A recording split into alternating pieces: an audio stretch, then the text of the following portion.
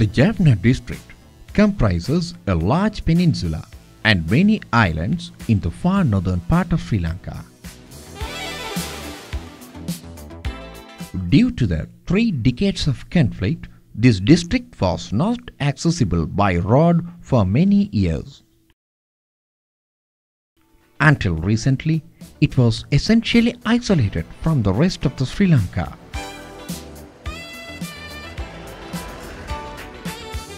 The Jaffna district includes an area of 125 square kilometers. An estimated 700,000 residents are here in 15 divisional secretariat divisions.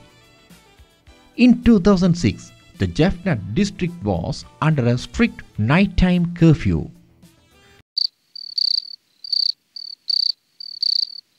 During the curfew, public travel was prohibited and the access to the emergency health services were limited.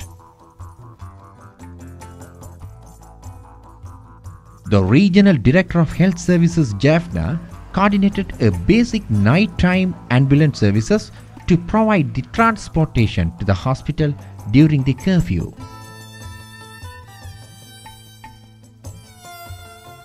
In 2008, the Medical Teams International (MTI) partnered with the Regional Director of Health Services Jaffna and transformed the emergency nighttime ambulances into 24 hours emergency ambulance services. Started an emergency ambulance service in Jaffna district since February 11th of 2009.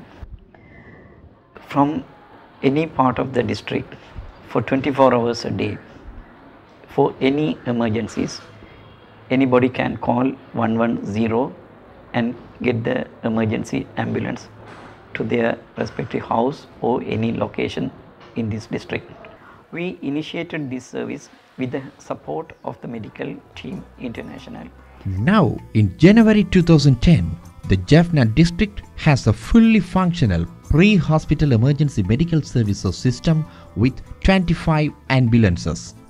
This service now meets the World Health Organization (WHO) standards with more than 500 trained emergency medical technicians and a 24-hour professional communication center that is accessible by dialing 110. Medical Teams International (MTI) is an American-based non-governmental agency specializes in the development of international emergency medical systems. In Sri Lanka, the MTI partnered with the Health Ministry in 2005 to provide technical and resource assistance to develop the trauma care and pre-hospital care in the country. For this, they established a center in Jaffna in 2008. On February 11, 2009, the 110 Emergency Communication Center in Jaffna was opened by Jim Murray, the Deputy Ambassador of the USA. Now, the Emergency Communication Center coordinates 20 government-operated ambulances, 5 private ambulances and 2 board rescue ambulances daily. The dispatcher at the Emergency Communication Center receives the vital facts over the phone regarding the location, type of incidents and number of patients. According to that, the arrangement for the closest ambulance is made to reach the patient. The development of an emergency medical services system includes more than simply adding the ambulances. Ambulances must be equipped and properly staffed, and a communication center should coordinate the dispatch of ambulances. However, without the community education, emergency medical systems will fail to work. The pre-hospital emergency medical services were integrated as an extension of the hospital-based emergency services unit. The doctors working in the emergency units provide feedback and education to the ambulance crews. The supplies used to treat the emergency patients are restocked by the receiving hospital. Although a professional emergency pre-hospital care system was established in Jaffna, the key to the long-term sustainability is the financial stability. The Regional Director of Health Services implemented a suggested donation of 300 Sri Lankan rupees per emergency ambulance transport. My wife fell down about 6 months back, and she sustained a very serious fracture.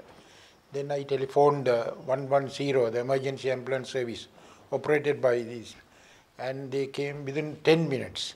They were fully armed with all trained personnel and all that. I must say that this is your 110. The service is concerned, the vehicle, the facilities, everything. I think, in my opinion, you must have an additional vehicle. That is a must for Jaffna. In 2009, the entire Jaffna community was educated and informed about the new medical emergency services systems. The massive public education campaign included regular newspaper articles and public service messages and announcement on the radios, banners in the public places, and direct one-to-one education.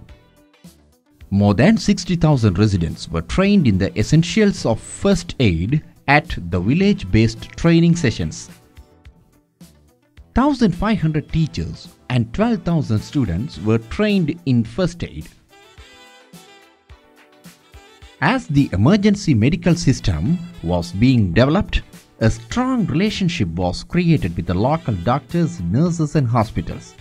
Because the concept of pre-hospital emergency care was new, questions and answer sessions were conducted with the medical community led by the Regional Director of Health Services.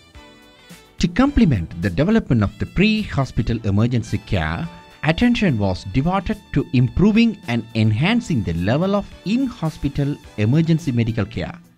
190 doctors and nurses working in the emergency units and the peripheral hospitals were provided training in both basic and advanced trauma care and cardiac life support.